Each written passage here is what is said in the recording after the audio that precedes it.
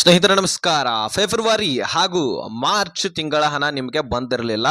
ಜೊತೆಗೆ ಏಪ್ರಿಲ್ ತಿಂಗಳ ಹಣವೂ ಕೂಡ ಬರ್ತಾ ಇದೆ. ಫೆಬ್ರವರಿ ಈಗಾಗಲೇ ಕೆಲವೊಂದಿಷ್ಟು ಜನರಿಗೆ ಜಮಾ ಆಗಿದೆ ಆಲ್ರೆಡಿ, ಅದು ಕ್ಲಿಯರ್ ಆಗುವಂತಹ ಹಂತಕ್ಕೆ ಬಂದಿದ್ದು ಕೂಡ. ಸೊ ಈಗ ಬರಬೇಕಾಗಿರ್ತಕ್ಕಂತಹ ಕಂತುಗಳು ಮಾರ್ಚ್ ಮತ್ತು ಏಪ್ರಿಲ್ ಹಾಗೂ ಮೇ ತಿಂಗಳ ಹಣ. ಸೊ ಮೇ ತಿಂಗಳದು ಬದಿಗಿಡೋಣ. ಮೊದಲು ಮಾರ್ಚ್ ಹಾಗೂ ಏಪ್ರಿಲ್ ತಿಂಗಳ ಪಿಂಚಣಿ ಯಾವಾಗ ಬರುತ್ತೆ, ಸರ್ಕಾರ ಇನ್ನೂ ಯಾಕೆ ರಿಲೀಸ್ ಮಾಡ್ತಾ ಇಲ್ಲ, ಇದಕ್ಕೆ ಕಾರಣಗಳು ಏನು, ಆ 2 ತಿಂಗಳ ಹಣ ಒಟ್ಟಿಗೆ ಈಗ ಜಮಾ ಆಗ್ತಾ ಇರುವಂತದ್ದು. ಮೊದಲನೇ ಹಂತದಲ್ಲಿ ಯಾವ ಯಾವ ಜಿಲ್ಲೆಗಳಲ್ಲಿರ್ತಕ್ಕಂತಹ ಪಿಂಚಣಿದಾರರಿಗೆ ಈ ದುಡ್ಡು ಬರಲಿದೆ. ಸೊ ಜೊತೆಗೆ ವಿಧವಾ ವೇತನ, ಅಂಗವಿಕಲರ ವೇತನ, ವೃದ್ಧಾಪಿ ವೇತನ, ಸದ್ಯ ಸುರಕ್ಷಾ ಯೋಜನೆ, ಸೊ ಇದರೆಲ್ಲದರ ಬಗ್ಗೆ ಚರ್ಚೆ ಮಾಡೋಣ. ಎಲ್ಲರಿಗೂ ಕೂಡ ದುಡ್ಡು ಬರುತ್ತೆ, ವರಿ ಮಾಡ್ಕೊಳ್ಳುವಂತಹ ಅವಶ್ಯಕತೆ ಇಲ್ಲ. ನಿಮ್ಮ ಖಾತೆಗಳಿಗೆ ಇದೀಗ 2 ತಿಂಗಳ ಹಣ ಜಮಾ ಆಗ್ತಾ ಇದೆ.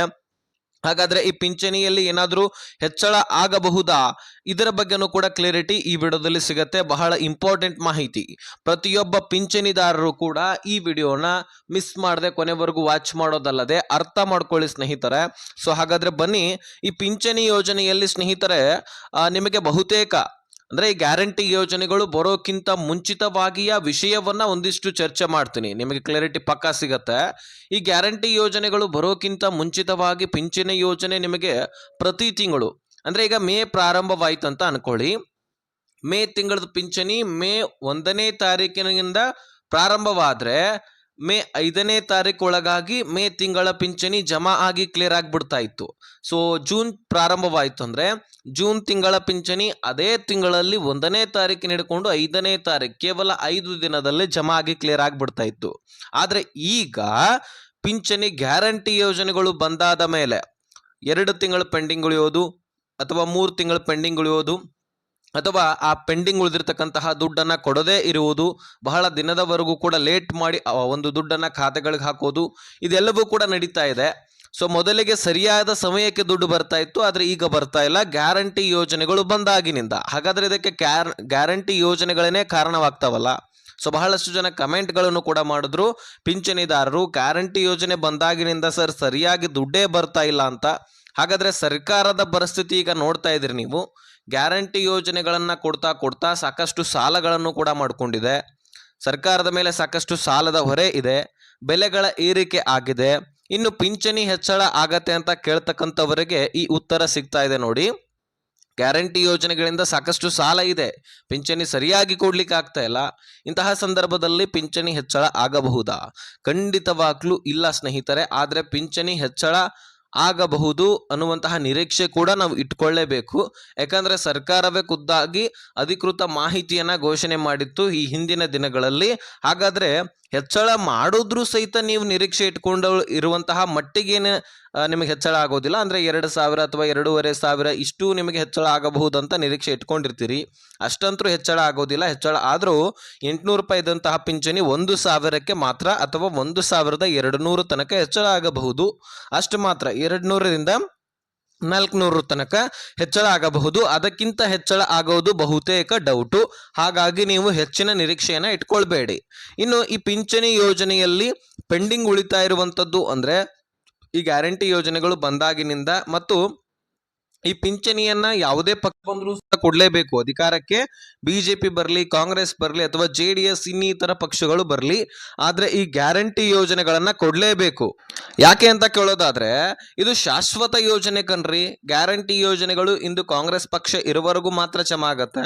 ತದನಂತರ ಬಿಜೆಪಿ ಬರಲಿ ಅಥವಾ JDS ಬರಲಿ, ಅವರು ತಂದಿರತಕ್ಕಂತಹ ಯೋಜನೆಗಳನ್ನ ಕೊಡ್ತಾರೆ. ಜೊತೆಗೆ ಪಿಂಚಣಿ ಯೋಜನೆಯೂ ಕೂಡ ಕೊಡ್ತಾರೆ. ಯಾಕಂದ್ರೆ ಇದು ಶಾಶ್ವತ ಯೋಜನೆ, ಯಾವುದೇ ಸರ್ಕಾರ ಬಂದರೂ ಸಹಿತ ಇದನ್ನ ಕೊಡ್ಲೇಬೇಕು, ಕಡೆಗಣಿಸುವ ಹಾಗಿಲ್ಲ. ಸೊ ಹಾಗಾಗಿ ಗ್ಯಾರಂಟಿ ಯೋಜನೆಯ ಜೊತೆಗೆ ಇದನ್ನು ಕೂಡ ಕೊಡ್ತಾರೆ. ತಡ ಮಾಡ್ತಾ ಇದ್ದಾರೆ, ಆದ್ರೆ ದುಡ್ಡನ್ನ ಪೆಂಡಿಂಗ್ ಉಳಿಸ್ತಾ ಇದ್ದಾರೆ. ಆದ್ರೆ ದುಡ್ಡನ್ನ ನಿಮಗೆ ಕೊಡ್ತಾ ಇಲ್ಲ ಅಂತೇನಿಲ್ಲ, ಖಂಡಿತವಾಗ್ಲೂ ಕೊಡ್ತಾರೆ. 2 ತಿಂಗಳು ಅಥವಾ 3 ತಿಂಗಳು ಡಿಲೇ ಮಾಡಿ ಕೊಡ್ತಾ ಇರುವಂತದ್ದು. ಆದ್ರೆ ಖಂಡಿತವಾಗ್ಲೂ ನಿಮ್ಮ ಅಕೌಂಟ್ಗಳಿಗೆ ತಡ ಮಾಡಿದ್ರು ಆಯ್ತು, ನಿಮ್ಮ ಖಾತೆಗಳಿಗೆ ನೀವು ಎಲಿಜಿಬಲ್ ಇದ್ರೆ ಸರ್ಕಾರ ದುಡ್ಡನ್ನ ಕೊಡ್ತಾ ಇದೆ ಹೊಂದಾಣಿಕೆ ಮಾಡಿ. ಸೊ ಹಾಗಾಗಿ ವರಿ ಮಾಡ್ಕೊಳ್ಳುವಂತ ಅವಶ್ಯಕತೆ ಇಲ್ಲ. ಸೊ ಇದೀಗ ಈ ಮಾರ್ಚ್ ಹಾಗೂ ಏಪ್ರಿಲ್ ತಿಂಗಳ ಹಣ ಪ್ರಾರಂಭವಾಗಿದ್ದು ನಿಮ್ಮ ಅಕೌಂಟ್ಗಳನ್ನು ಒಂದು ಸ್ವಲ್ಪ ಚೆಕ್ ಮಾಡ್ಕೊಂಡು ನೋಡ್ಕೊಳ್ಳಿ. ಸೊ ನಿಮ್ಮ ಅಕೌಂಟ್ಗಳಲ್ಲಿ ಜಮಾ ಆಗಿರಬಹುದು ಅಥವಾ ಕೆಲವೊಂದಿಷ್ಟು ಜನರು EMIಗಳನ್ನು ಕೂಡ ಕಟ್ತಾ ಇರ್ತೀರಿ, ಮೊಬೈಲ್ಗಳನ್ನು ಖರೀದಿ ಮಾಡಿರ್ತೀರಿ ಅಥವಾ ಬೈಕು ಈ ರೀತಿ ವಸ್ತುಗಳನ್ನು ಆದರೂ ಖರೀದಿ ಮಾಡಿರಬಹುದು. ಬ್ಯಾಂಕ್ನವರು ನಿಮ್ಮ ಅಕೌಂಟ್ನಲ್ಲಿರ್ತಕ್ಕಂತಹ ದುಡ್ಡನ್ನು ದಿಢೀರನೆ ಕಟ್ ಮಾಡ್ತಿರ್ತಾರೆ. ಸೊ ಅದಕ್ಕಾಗಿ ನಿಮ್ಮ ಅಕೌಂಟ್ಗಳನ್ನು ಕೂಡ ಟ್ರಾನ್ಸಾಕ್ಷನ್ ಒಂದು ಸ್ವಲ್ಪ ಚೆಕ್ ಮಾಡ್ಕೊಂಡು ನೋಡ್ಕೊಂಡ್ರು ಗೊತ್ತಾಗತ್ತೆ ಜಮಾ ಆಗಿದೆ ಅಥವಾ ಇಲ್ವಾ. ಜಮಾ ಆಗಿದ್ದೆ ಆದರೆ ಓಕೆ, ಜಮಾ ಆಗಿಲ್ಲ ಅಂದರೆ ಕಾರಣಗಳು ಕೂಡ ಇದ್ದಾವೆ.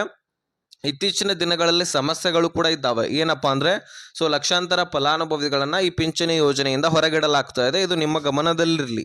ಯಾಕಂದರೆ ಫೇಕ್ ಡಾಕ್ಯುಮೆಂಟ್ಸ್ಗಳಿಂದ ಅಪ್ಲೈ ಮಾಡೋರು ಕೂಡ ಬಹಳಷ್ಟು ಜನ ಇದ್ದಾರೆ. ಸೊ ಅವ್ರನ್ನು ಕೂಡ ವೆರಿಫಿಕೇಶನ್ ಮಾಡಿ ತೆಗೆದಾಗ್ತಾ ಇದೆ. ಜೊತೆಗೆ ಇನ್ನೊಂದು ಇಂಪಾರ್ಟೆಂಟ್ ವಿಷಯವನ್ನು ನಿಮ್ಮ ಮುಂದೆ ಹಂಚ್ಕೊಳ್ಳುವಿನಿದ್ದೀನಿ. ಯಾಕಂದರೆ ದುಡ್ಡು ಬರದೇ ಇರೋಕ್ಕೆ ಕಾರಣಗಳನ್ನು ನಾನು ನಿಮಗೆ ತಿಳಿಸ್ತಾ ಇದ್ದೀನಿ ಈಗ. ಯಾಕಂದರೆ ದುಡ್ಡು ನಿಮಗೆ ಸರಿಯಾಗಿ ಜಮಾ ಆಗ್ತಾ ಇಲ್ಲ, ಒಂದು ಅದರಲ್ಲಿ ಎಲಿಜಿಬಲ್ ನಾವು ಇಲ್ಲ, ಏನೋ ನಮಗೆ ದುಡ್ಡು ಸರಿಯಾಗಿ ಬರ್ತಾ ಇಲ್ಲ, ಸೊ ಹೀಗಾಗಿ ನಮ್ಮನ್ನು ಈ ಪಿಂಚಣಿ ಯೋಜನೆಯಿಂದ ತೆಗೆದಾಕಿದಾರೇನೋ ಅನ್ನುವಂತಹ ಭಯಗಳು ಕೂಡ ನಿಮಗಿರುತ್ತೆ. ಇನ್ಮೇಲಿಂದ ನಮಗೆ ಪಿಂಚಣಿ ಬರೋದಿಲ್ವಾ ಅನ್ನುವಂತಹ ಅನುಮಾನಗಳು ಕೂಡ ಇರ್ತವೆ. ಹಾಗಾಗಿ ಆ ಎಲ್ಲ ಅನುಮಾನಗಳಿಗೆ ಫುಲ್ ಸ್ಟಾಪು ಬ್ರೇಕನ್ನು ಈ ವಿಡಿಯೋದಲ್ಲಿ ನಿಮಗೆ ಹಾಕಿ ಕೊಡ್ತೀನಿ.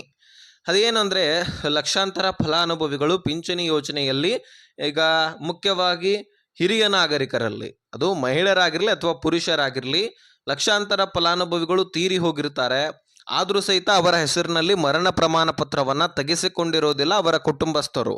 ಇದು ಪಿಂಚಣಿ ಯೋಜನೆ ಅಂದ ಬಳಿಕ ಇಲ್ಲಿ ಹಿರಿಯ ನಾಗರಿಕರಲ್ಲಿ ಹೆಚ್ಚಾನೆಚ್ಚು, ಜೊತೆಗೆ ವಿಧವಾ ಮಹಿಳೆಯರು ಬಂದರು, ಅದರಲ್ಲಿ ಅಂಗವಿಕಲರು ಕೂಡ ಬಂದರು ಸ್ನೇಹಿತರೆ. ಯಾಕೆ ಅಂತ ಕೇಳೋದಾದ್ರೆ, ತೀರಿ ಹೋಗಿರ್ತಾರೆ, ಅವರ ಕುಟುಂಬಸ್ಥರು ಮರಣ ಪ್ರಮಾಣ ಪತ್ರವನ್ನು ತೆಗೆಸಿರೋದಿಲ್ಲ, ಹೀಗಾಗಿ ಸರ್ಕಾರಕ್ಕೆ ಇನ್ಫಾರ್ಮೇಶನ್ ಹೋಗಿರೋದಿಲ್ಲ. ಅದಕ್ಕಾಗಿ ಬರ್ತಕ್ಕಂತಹ ದುಡ್ಡು ಹಾಗೆ ಬರಲಿ ಅಂತಾನೂ ಕೂಡ ಕಾಯ್ತಾ ಇರುವಂಥವರು ಕೂಡ ಬಹಳಷ್ಟು ಜನ ಇದ್ದಾರೆ. ಸೊ ದುಡ್ಡು ಜಮಾ ಆಗತ್ತಲ್ವಾ, ಅದನ್ನು ಬ್ಯಾಂಕ್ನಿಂದ ತಕ್ಕೋದಿಲ್ಲ, ಯಾಕಂದರೆ ಸಿಗ್ನೇಚರ್ ಬೇಕಾಗತ್ತೆ. ಅವರ ಹತ್ರ ATM ಕಾರ್ಡ್ ಇರುತ್ತೆ. ಈಗ ಯಾರು ತೀರಿ ಹೋಗಿರ್ತಾರೆ ಅವರ ಹೆಸರಿನಲ್ಲಿ ATM ಇರುತ್ತಲ್ವ, ಅದು ಇವರಿಗೆ ಪಿನ್ ಗೊತ್ತಿರುತ್ತೆ. ಕುಟುಂಬಸ್ಥರಂದ ಬಳಿಕ ಕೆಲವೊಂದಿಷ್ಟು ಜನರಿಗೆ ಗೊತ್ತಿರಬಹುದು. ಸೊ ಅಂಥವ್ರು ಏನು ಮಾಡ್ತಾರೆ, ಆ ATM ಮುಖಾಂತರ ದುಡ್ಡನ್ನು ವಿಡ್ರಾಲ್ ಮಾಡ್ಕೊಳ್ಳೋದು, ಅಥವಾ ಮೊಬೈಲ್ ಇರುತ್ತೆ, ಆ ಮೊಬೈಲ್ನಲ್ಲಿ ಫೋನ್ಪೇ ಇರುತ್ತೆ, ಆ ಫೋನ್ಪೇ ಮುಖಾಂತರ ದುಡ್ಡನ್ನು ಖರ್ಚು ವೆಚ್ಚಕ್ಕಾಗಿ ಬಳಕೆ ಮಾಡ್ಕೊಳ್ಳೋದು, ಈ ರೀತಿ ಬಹಳಷ್ಟು ಕಡೆ ನಡೀತಾ ಇದೆ. ಬರೀ ಇದು ಪಿಂಚಣಿ ಯೋಜನೆಯಲ್ಲಿ ಮಾತ್ರವಲ್ಲ, ಗೃಹಲಕ್ಷ್ಮಿ ಯೋಜನೆಯಲ್ಲಿ ಕೂಡ ಮುಖ್ಯಸ್ಥೆ ತೀರಿ ಹೋದ್ರೂ ಸಹಿತ ಅವರ ಹೆಸರಿನಲ್ಲಿ ಗೃಹಲಕ್ಷ್ಮಿ ದುಡ್ಡು ಹಾಗೆ ಜಮಾ ಆಗ್ತಾ ಇದೆ. ಅದನ್ನು ಇವರು ಬಳಸಿಕೊಂಡು ದುಡ್ಡನ್ನು ಖರ್ಚು ವೆಚ್ಚಕ್ಕಾಗಿ ಉಪಯೋಗ ಮಾಡ್ತಾ ಇದ್ದಾರೆ. ಸೊ ನಮಗೆ ಕನ್ಫರ್ಮ್ ಆದ ಬಳಿಕ ನಿಮ್ಮ ಒಂದು ಪಿಂಚಣಿಯನ್ನು ರದ್ದು ಮಾಡ್ತೀವಿ, ಜೊತೆಗೆ ಗೃಹಲಕ್ಷ್ಮಿಯರ ರೇಷನ್ಸ್ ಕಾರ್ಡ್ಗಳನ್ನೇ ರದ್ದು ಮಾಡಿಬಿಡ್ತೀವಿ. ನಿಮಗೆ ಮುಂದಿನ ದಿನಗಳಲ್ಲಿ ಯಾವುದೇ ರೇಷನ್ಸ್ ಕಾರ್ಡ್ಗಳು ಸಿಗೋದಿಲ್ಲ. ನೀವು ಎಲಿಜಿಬಲ್ ಇದ್ರೂ ಸಹಿತ ನಿಮಗೆ ಸಿಗೋದಿಲ್ಲ. ನೀವು ಸರ್ಕಾರದ ವಿರುದ್ಧವಾದ ಚಟುವಟಿಕೆ ಮಾಡ್ತಾ ಇದ್ದೀರಿ ಅಂತ ಸರ್ಕಾರ ಆರೋಪವನ್ನು ಮಾಡಿ ನಿಮ್ಮ ರೇಷನ್ ಕಾರ್ಡ್ಗಳನ್ನ ರದ್ದು ಮಾಡ್ತದೆ, ಜೊತೆಗೆ ಜಮಾ ಆಗಿರ್ತಕ್ಕಂತಹ ದುಡ್ಡನ್ನು ರೀಫಂಡ್ ಮಾಡ್ಕೊಳ್ಳುತ್ತೆ. ಇದು ಖುದ್ದಾಗಿ ಸರ್ಕಾರವೇ ಹೇಳಿರ್ತಕ್ಕಂಥದ್ದು. ಹಾಗಾಗಿ ತೀರಿ ಹೋಗಿದ್ರೆ ಮರಣ ಪ್ರಮಾಣ ಪತ್ರವನ್ನು ತೆಗೆಸಿ. ಈಗಾಗಲೇ ಸರ್ಕಾರಕ್ಕೆ SIR ಪ್ರಕ್ರಿಯೆ ನಡೆಯುವಾಗ ಅಥವಾ ಗಣತಿಯ ಕಾರ್ಯ ನಡೆಯುವಾಗ ಸೊ ನಿಮ್ಮ ಮನೆಯಲ್ಲಿ ಯಾರು ಇದ್ದಾರೆ, ಯಾರು ಇಲ್ಲ, ಯಾರು ಏನು ಮಾಡ್ತಿದ್ದಾರೆ, ಯಾವ ಸರ್ಕಾರಿ ನೌಕರಸ್ಥರೆಷ್ಟಿದ್ದಾರೆ, ಖಾಸಗಿ ನೌಕರರು ಎಷ್ಟಿದ್ದಾರೆ, ಸೊ ನಿಮ್ಮ ಮನೆಯಲ್ಲಿ ಕಾರ್ಗಳು ಎಷ್ಟಿದ್ದಾವೆ, 4 ವೀಲರ್ ವಾಹನಗಳು, 2 ವೀಲರ್ ವಾಹನಗಳು, ಆಸ್ತಿ ಎಷ್ಟಿದೆ, ಮನೆ ಎಷ್ಟು ದೊಡ್ಡದಿದೆ, ಸಿಟಿಯಲ್ಲಿದೆಯಾ, ಗ್ರಾಮೀಣ ಭಾಗದಲ್ಲಿದೆಯಾ, ಇದರೆಲ್ಲದರ ಬಗ್ಗೆ ಮಾಹಿತಿ ಸರ್ಕಾರ ಕಲೆಕ್ಟ್ ಮಾಡಿಕೊಂಡು ಇದರ ಮೇಲೆ ಆ್ಯಕ್ಷನ್ ತೆಗೆದುಕೊಳ್ಳಲಾಗ್ತಾ ಇದೆ. ಸೊ ಇದು ನಿಮ್ಮ ಗಮನದಲ್ಲಿರಲಿ.